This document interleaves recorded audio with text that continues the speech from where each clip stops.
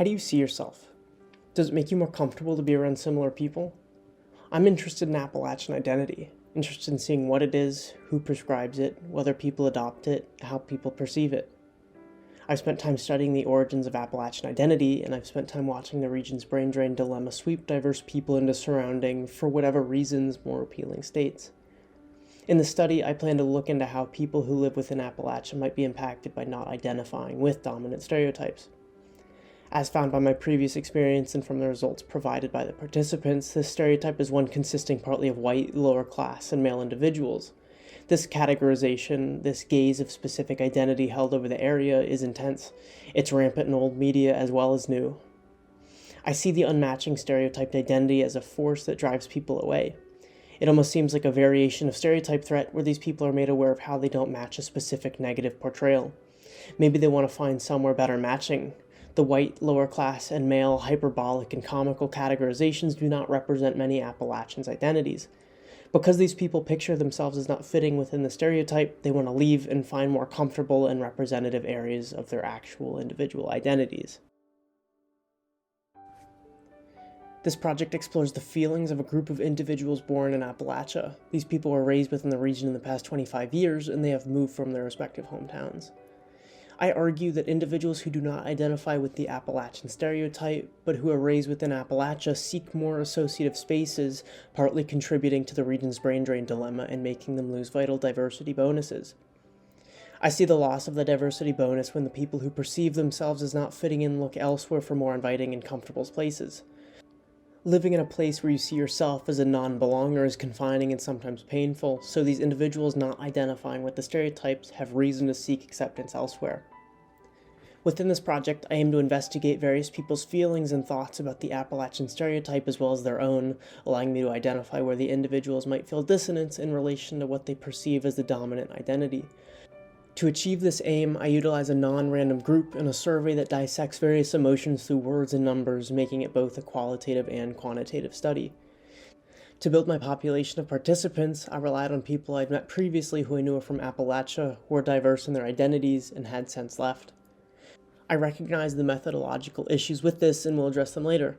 By using people who I knew fit within this category, it saved me from having to gather a larger sample while still allowing me to conduct a survey that I knew would garner people's thoughts that were relevant.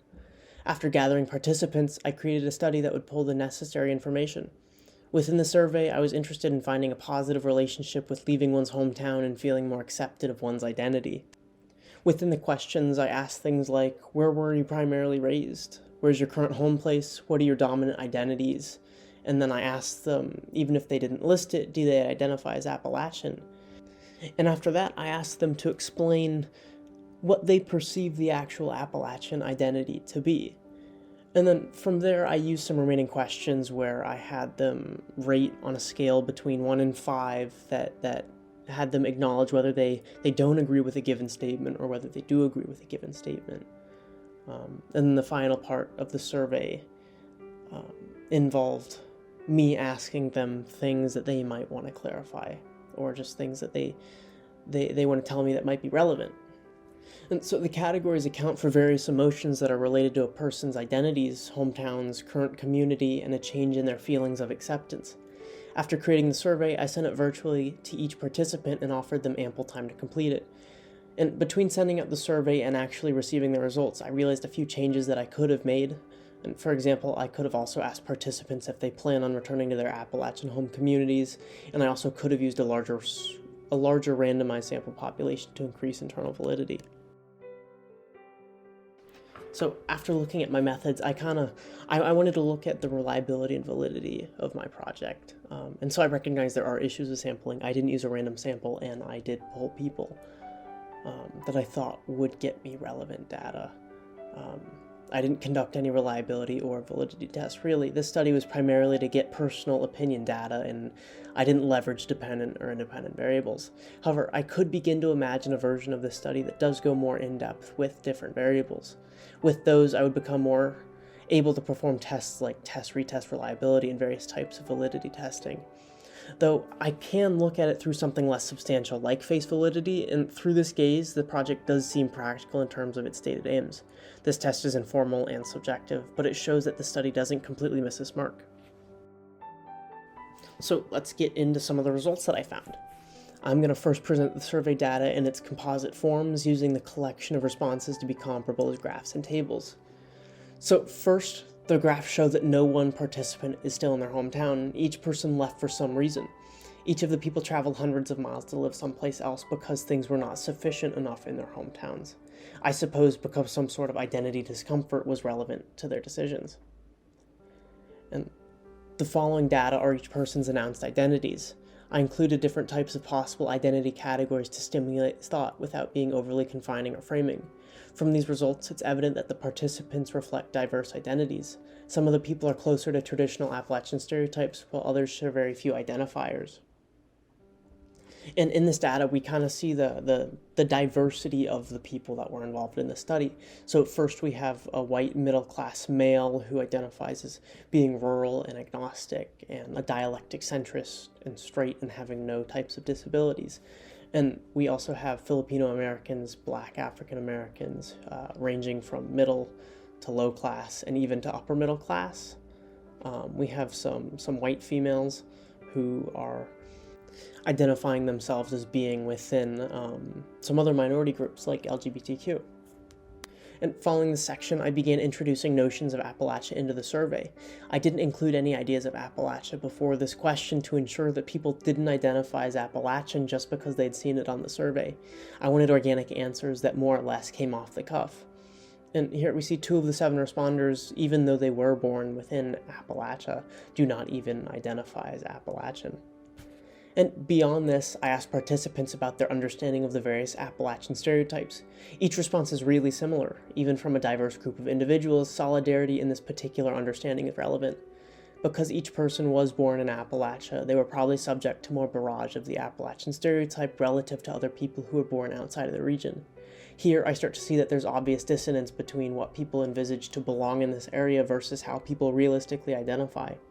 The participants who do not fit the Appalachian stereotype, like the Black African American, middle-class female, urban Christian Democratic, and straight participant, I presume feel more disconnected with their hometown because they do not reflect what the stereotype proclaims should belong.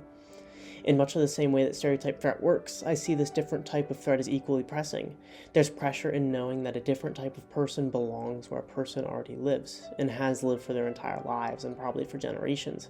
Appalachia is a diverse area with people who do not necessarily reflect the stereotype.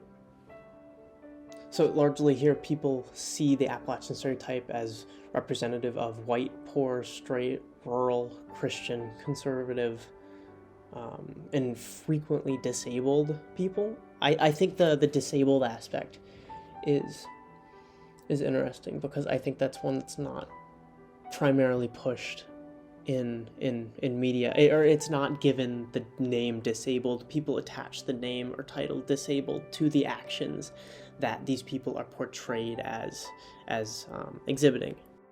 For the final part of the survey, I included a section that required participants to choose a number between 1 and 5 that best reflected how they feel with a given statement. 1 represents that they don't agree, and 5 represents that they completely agree. For the first statement here, I was trying to gauge people's overall comfort or the dissonance between how people felt in relation to those around them. I anticipated the people with more diverse identities that strayed further from the Appalachian stereotype to agree most with this statement. I think that because most of the participants selected either a 4 or 5 signifies the group's diversity or even how Appalachians people are diverse as a whole. This question probably could have been framed better, but I think it gets the information that people experience dissonance in their hometowns relative to how they perceive how others identify. With the second statement, I was trying to branch from the first and see how the participants' comfort grew as they expanded beyond the hometowns that provided them with identity dissonance. With these results, I see that there's a slightly positive trend with 4 out of 7 participants saying that they agree with the statement.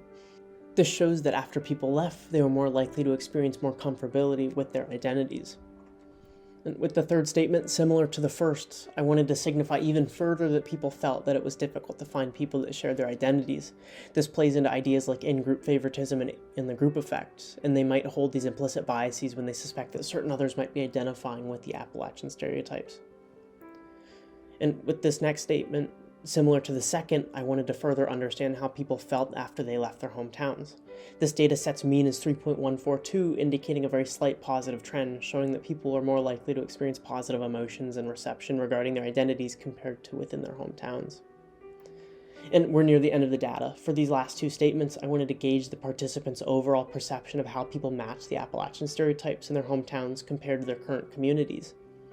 For the first, the average is slightly above 3, and for the second, the average skews to a low 2.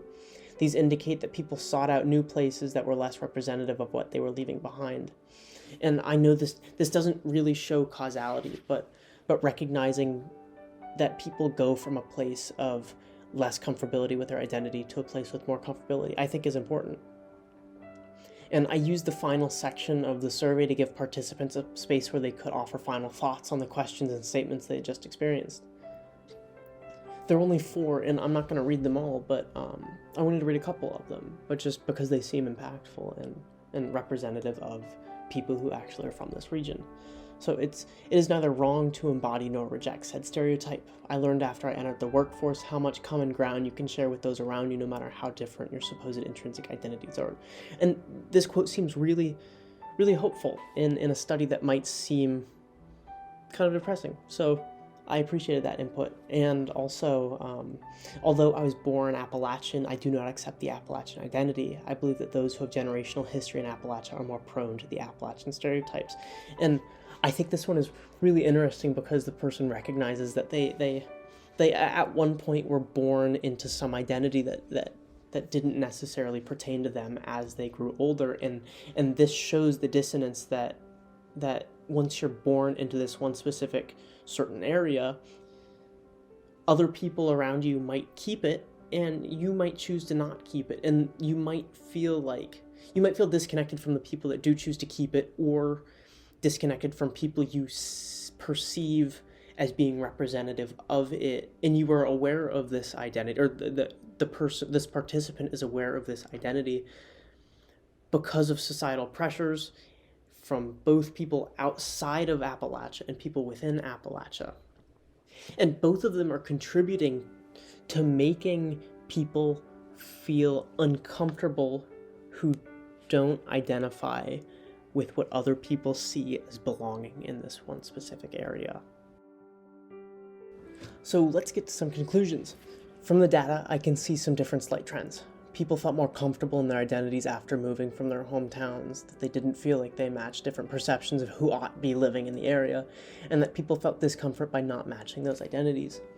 People from Appalachia need to recognize that these differences in people can be good, and that moving to outside regions to find more comfort in their identities or more comfortable spaces to experience their identities is not always beneficial for the overall well-being of their home regions. And this seems really difficult to say, and it might be discounting many things like how certain people treat certain other people who identify in certain ways, but it is important to recognize that this region's diversity might be declining because of this uncomfortable unmatching of one's identity or identity dissonance. If people are aware of outside gazes and cognizant of how they don't supposedly fit in according to how other people expect, then they might feel somewhat urged to go find those other spaces where they either fit in more or not fit in less.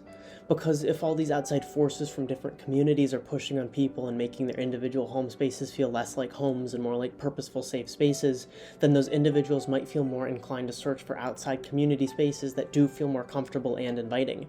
I see it as something that's not helping the region claim more diversity bonuses and contributing to the brain drain dilemma. Again, the aim of this survey was to explore the feelings of people who have since moved out of their Appalachian hometowns. I sought to argue that individuals who do not identify with the Appalachian stereotype, but who are raised in Appalachia, seek more associative spaces because of the dissonance they experience between their true identities and what they perceive to be representative of their hometowns, and what they perceive other people to perceive should be in those spaces, particularly their hometowns.